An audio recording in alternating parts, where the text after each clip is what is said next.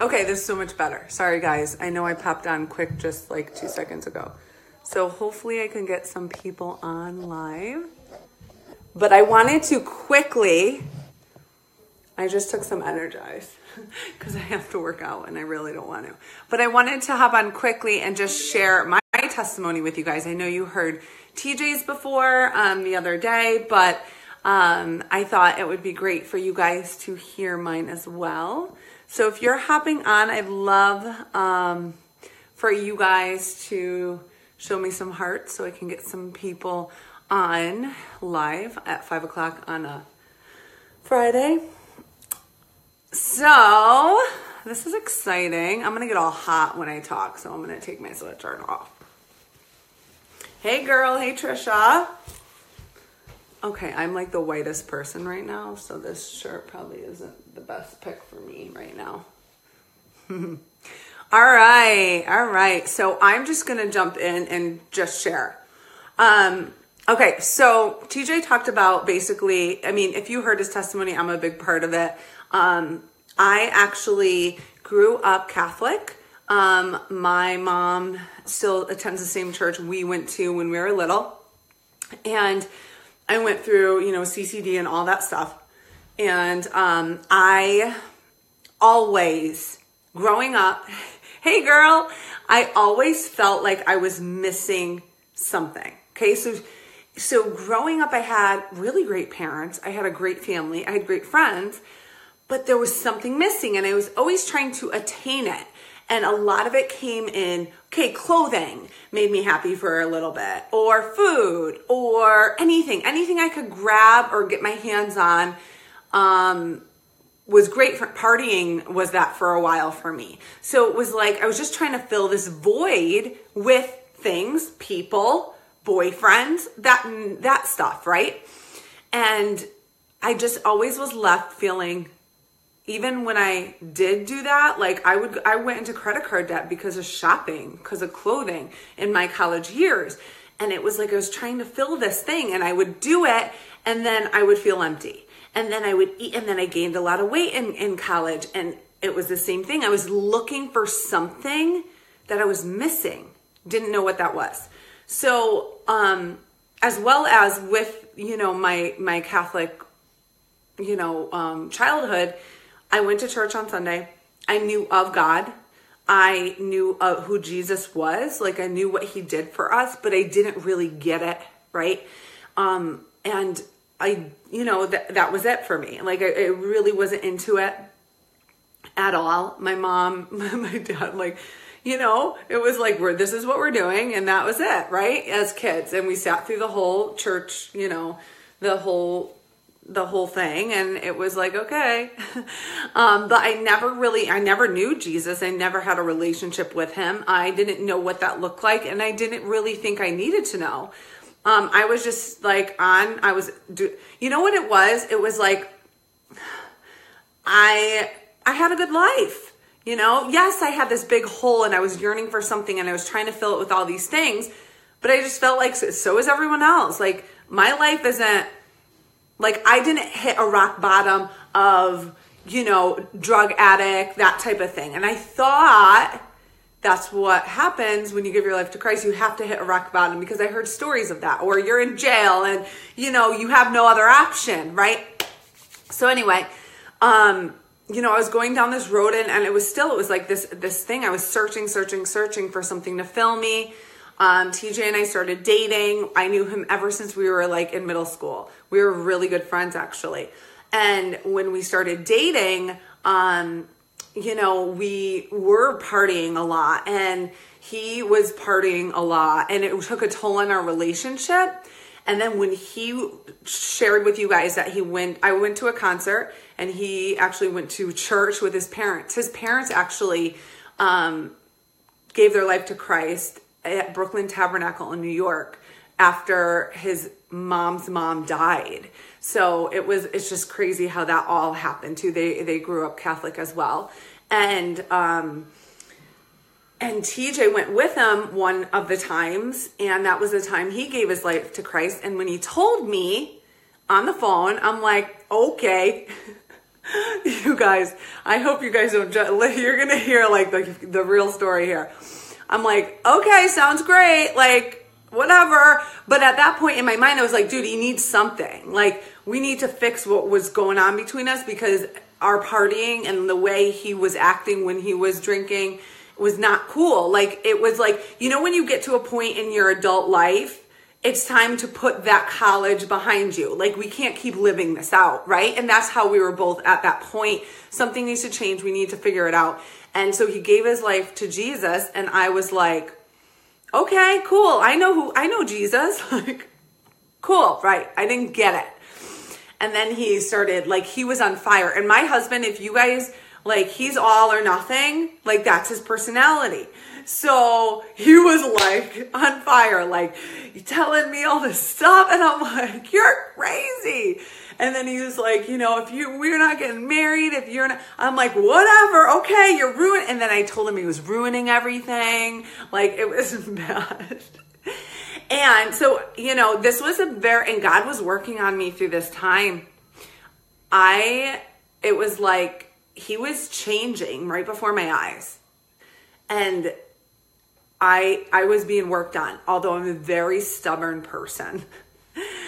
So as time went on, I would say a week later, we were still talking, we were still dating, but we weren't like, I was still like very defensive about the whole thing. And then he was like, okay, you know, I'm going to go to church on Sunday. I would really love for you to come. So I would go every Sunday, and they ended up going to a church in Milford, which was an hour away. So it was like the whole Sunday was at this church. I felt like it was a big to-do, and I was very negative about it. I would go there and I was like, why is everyone so flippin' happy? Like, I was very like critical and judgmental for sure. And sarcastic, because I am sarcastic, but like, I was just so annoyed. Really, I was annoyed. And very selfish, because I was like, these people are so happy. I'm only doing this for him. Like, it was just all about Tara, really. And so I would sit through the church, and the sermons were good. It's just, it was very different for me. Worship, we were standing and clapping and getting into it. And I'm used to up and down, and you don't move. That's it. You don't like clap your hands. You don't, it's none of that. So after a couple weeks, I kept going, and I was complaining and just keep going, right? Well, one day, and it was really short. It was probably, I would say, a couple months after my husband, TJ, was saved. I was feeling like crap. I was sick. And TJ was like, you don't have to go. It's totally fine. You don't have to go. I'm like, no, I really should. I had that guilt, actually, of like, as I had guilt. And this is how I felt for a long time. If I didn't go to church on Sunday, something bad was going to happen to me. Isn't that crazy? Like, that's how I thought. Or if I didn't go to church on Sunday, then I wouldn't be blessed that week. That's not how God works. Oh, and it took a long time for me to get out of that mindset. Oh gosh. So that's what I did. So I went because of the guilt, and I was like, and I want to go for him because I'm supporting TJ, right? And although when all these people were like happy and dancing and stuff, I thought in my head that I knew Jesus like they did. I just didn't act that way. Like, in my head, I really thought I did. And then I'll never forget, I was feeling like crap. And I really think that was like God didn't give me that sickness at all, but God, just me being there was totally his doing. And I was kind of like, when you're not feeling well, you have that, like, it's almost like an open door, you're showing a little weakness, right? So I was sitting there in that place, and the pastor was talking about having a hole in your heart that only God can fill, and living your whole life looking for something else. And that was me. And he pinned it right there. And I'm like, whoa, I had it all. I had a great parents. I had a great childhood. I had great friends. But there was always that something that was missing in my life. And I didn't know what it was. It was always something, and that's what God puts in us. He does that because he wants that something to be him. It's meant to be him that you're yearning for. But I filled it with all these other things my whole life until that moment where when the pastor was speaking, I went, whew, tears are flowing down my face. I'm like, I don't know what's going on. I'm feeling these tingles. And I went up and he's like, if you want to accept Jesus as your savior, come up to the front. And he did an altar call, and that was it for me. I changed. And yeah, like, it was like, holy cow, how could I have missed this? My eyes were open. My life changed. And after that, we started to change together as a couple. We got married, and we did go through our ups and downs as a married couple because it's hard to break the mindset of how I always thought God worked, how I always thought he was doing things to teach me a lesson, or he would give me a sickness, or he would punish me for not going to church or not confessing all my sins. So I was always living in this, it was almost like my guard was up all the time. And I was scared, and I was living out of that fear. And that's not who God is. Like, it took me a long time to really understand who God is, how loving he is. Like, he's my dad, and he wants the best for me, and he loves me more than anyone. And that grace that came along with that we didn't actually get until later on. And I'll never forget this part. It's so funny. So TJ's parents, like, we learned so much from them in this process. If it wasn't for them, I don't know where we would be. We obviously wouldn't be saved because that's how TJ started this journey. And then that's how I became saved and the whole grace thing. So we would be going to church. I mean, I think for 5 or 7 years, and we were just like loving, how we felt and reading the Bible and doing all the things we thought we were supposed to be doing, right? It was like the 10 steps. Like, this is what you do. You read this, you listen to this, that type of thing. But it wasn't until true revelation of grace and how we got that. And we'll talk more about this, but TJ's parents invited us over to watch this man talk on, his name was Joseph Prince. And so we go to their house and we're sitting and watching this guy talk. And we're like, oh, yeah, cool. Like, we're just like, okay, nothing big was happening with us. So they were like, oh, they don't get it. They're not getting it right now. But it planted the seed. And like, we just I started watching Joseph Prince and reading his stuff and praying and asking God to reveal more of his grace. And like, my world opened up. Like, truly what grace really means, that I am forgiven and that all my sins in the past, present, future are gone, erased. I am as white as snow. And that's how God sees me. And I started really believing that and really seeing myself the way he sees me. And it's not this daughter that's lost and this daughter that can't find her way and that is doing all these bad things and that my past is now my future. It's not that at all. My past is gone. Like, when I was saved, that's my old me. That's not even who I am. And like, really, and it wasn't, and you know what else really hit me at that moment in life was, it wasn't about, like, God's love was unconditional for me no matter how I felt in my situation. I always thought, like, if I was mad or if I felt distant from God, or it was like I was relying on the way I felt about him rather than the way he feels about me. And I was focusing on the way I felt about him, whether I was confused about a situation or I didn't know what he was trying to show me, but I started to really see how he sees me as this loving daughter, and that I'm walking in what he wants me to walk in, and I am not flawed. I'm not my past failures. I am this new creation, and he sees me as white as snow. Like, that for me, that changed us. So ever since that grace revelation, I definitely recommend listening to Joseph Prince. That truly changed our lives. He has a really good book out, Destined to Reign, and that was my first book, Christian book, that I really dove into. But that changed us. And it changes not only the way you are, but guys, parenting with grace, I mean, we're not perfect and I don't do enough of it, but it's powerful. Treating people with grace is powerful. And the only way we're able to walk in that is not by our doing, but from God's doing. And he will work through you to do that. But we really have to get that revelation first. So I would definitely look into those sermons. You could find those sermons anywhere. But also he has a podcast. Joseph Prince has a podcast, and that I would listen to. And you guys, this is going to be a turning point in your life if you don't truly understand what grace is.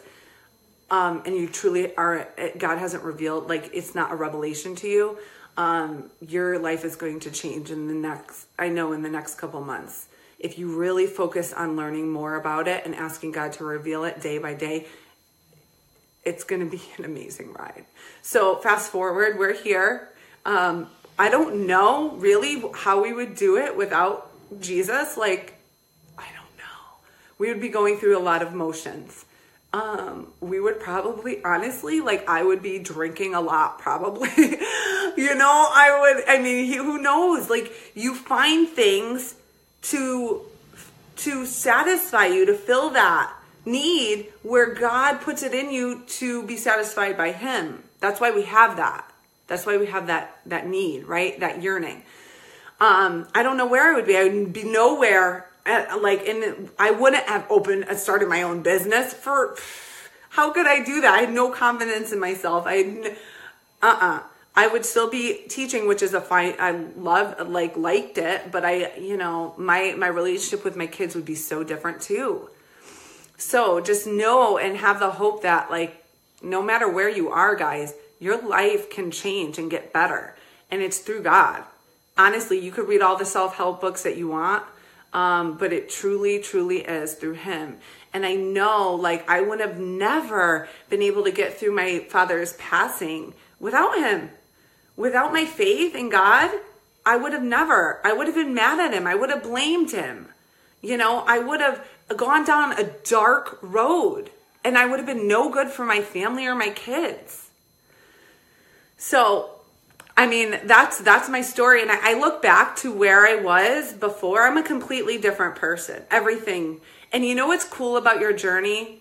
Guys, this is what's cool about it, is that every day, like, you can learn and change and evolve. And it's exciting. It's supposed to be exciting. Your journey with God should be exciting. He's going to reveal little things to you. And you know what I think about, like, we always ask ourselves, how can we hear God speak? And I'll just share with you how I first started listening quickly. When I was teaching, I was, I was full-time. Like, I was like, this is my job. I love my job. I'm going to be a working mom, that type of thing. I never wanted to stay home. That wasn't my personality, to be home with my kids. I love them to death, but I needed that, right? Well, God started doing a work in me, and there was this in me, and I couldn't, it didn't go away. And it got stronger and stronger and stronger. And that's sometimes how God starts to speak to you. Like something in your heart, a little twinge that just doesn't go away. And most of the time, it's not something that you really want to do. Or it's not something that your person, for me, it wasn't something that really made sense to me, right? It was a little outside of my comfort zone, or it was just a little different than what I'm used to. I'll be done in 2 minutes. I know. So that's how he started. So he started planting the seed of, okay, being home part-time with my kids and maybe working part-time. Financially, it didn't make sense to us, but it was something it didn't die down. And I kept praying, okay, God, if this is what you want me to do, make it stronger. And that's how a lot of times I pray those prayers of make it stronger and put people in my path, open doors for me. And that's what he did. That's what he did. So if you're kind of thinking, is this my thoughts or is this God's thoughts? You just pray and ask him for confirmation. But know that if you're getting this feeling and you're asking for confirmation over and over and over, he's not going to always, he's going to be like, listen, like I gave you confirmation a couple times. Now you got to take up your mat and walk. You know what I'm saying? You can't just, he's not just going to be like, okay, here you go. Here you go. Like, you know, so sometimes you just have to have that faith and be like, all right. And I heard something the other day and sometimes you're not going to have peace about it. And I always thought, okay, if I make this decision, I'm going to have peace. If it's God's way, it's going to be, I'm going to have peace about it. But I was just listening to Todd White talk the other day, and he's like, no, sometimes you don't have that peace because it's scary and outside of your comfort zone. Like sometimes if you're going on stage and God wants you to speak, it's him helping you through that. It's him strengthening you. It's him helping you. So sometimes that peace doesn't come along with it, but it will as you get going, you know? So I just want you guys to think about and start praying those prayers of God, reveal your grace in my life, reveal how you see me. I want to see myself through your eyes. Ask him that. And, you know, start listening to Joseph Prince and really focusing on what grace truly is. So those are just some little things that you can take from this testimony. But I am like, dude, I'm all in on Jesus for sure because I want to be where I am without him. My kids are just, yeah, they're just awesome and they love Jesus too. And not to say we're not going to have struggles and ups and downs. That's not a Christian walk at all. You're going to have those, but you have someone that's going to help you through those, right? And that's the cool thing about it is that let's take on the adventure together, right? All right, so that's it, guys. I hope you have a great Friday night. And if you have any questions for me or for TJ or anyone, just post them below. We are going to start diving into that book if you want to pick it up or listen to it on Audible. We're going to start that on Monday. So have a great weekend.